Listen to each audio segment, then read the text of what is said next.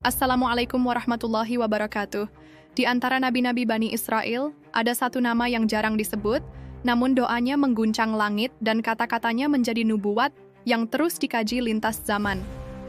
Ia bukan nabi besar dalam sejarah mainstream, tapi justru karena itu, kisahnya makin misterius dan menggugah.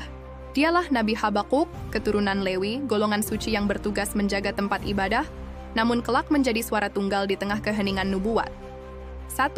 Nasab dan asal-usul Habakuk.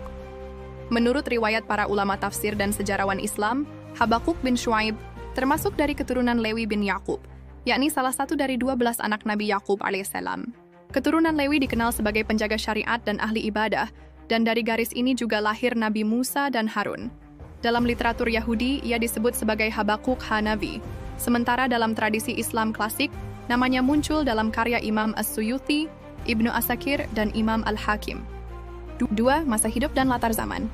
Nabi Habakuk hidup di akhir abad ke-7 sebelum Masehi, menjelang kehancuran kerajaan Yehuda oleh bangsa Babilonia. Bangsa itu berada dalam kondisi moral yang hancur.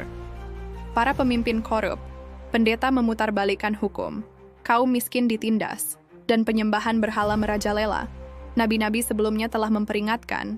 Kini, giliran Habakuk menyampaikan wahyu. Namun ia melakukan sesuatu yang tidak biasa. 3. Nabi yang berani bertanya kepada Tuhan. Habakuk tidak langsung menyampaikan ancaman. Sebaliknya, ia memulai dengan bertanya langsung kepada Allah. Sampai kapan ya Tuhan? Aku berseru dan engkau tidak mendengar. Aku berteriak. Kekerasan. Namun engkau tidak menyelamatkan. Kitab Habakuk 1 ayat 2. Doanya bukan bentuk pembangkangan, melainkan jeritan tulus dari seorang hamba yang bingung melihat umatnya tenggelam dalam kezaliman, sementara Tuhan seolah diam. 4. Jawaban langit, datangnya bangsa Babilonia. Allah menjawab bahwa kehancuran akan datang, dan alatnya adalah bangsa asing yang lebih ganas. Aku membangkitkan orang Kasdim, Babilonia, bangsa yang buas dan tangkas. Habakuk 1 ayat 6. Bagi Habakuk, ini mengguncang jiwa.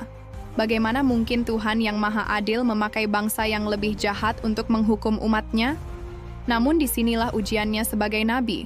Ia tetap setia, tetap menanti, tetap percaya. 5. Syair doa Habakuk menggetarkan gunung. Kitab Habakuk ditutup dengan syair puitis yang menyentuh. Tuhan datang dari Taiman dan yang kudus dari Gunung Paran. Keagungannya menutupi langit, dan bumi penuh dengan pujian kepadanya. Habakuk 3 ayat 3. Para mufasir Islam menafsirkan bahwa ini adalah nubuat tentang datangnya Nabi Muhammad SAW, Taiman, utara Madinah, Paran, wilayah Makkah, tempat Nabi Muhammad dilahirkan. Ini menjadi salah satu bukti bahwa Nabi Habakuk menerima kabar akan datangnya Nabi terakhir dan menyampaikannya dalam bentuk syair yang penuh misteri.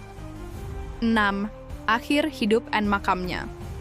Setelah menyampaikan wahyu, tidak banyak yang ditulis tentang kehidupan Habakuk selanjutnya, tapi tradisi Persia dan Yahudi menyebut bahwa beliau wafat dalam keadaan istiqomah dan dimakamkan di kota Tuiserkan, Iran. Makamnya dijaga sampai sekarang dan dianggap suci oleh 3 agama, Islam, Yahudi, dan Kristen. 7. Apa yang bisa kita pelajari dari Habakuk?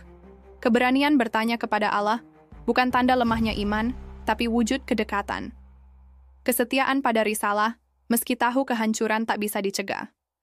Dan yang paling penting, doa-doanya adalah warisan spiritual yang melintasi zaman dan menjadi pengantar kepada kemunculan Rasul terakhir. Wallahu a'lam. Wassalamualaikum warahmatullahi wabarakatuh.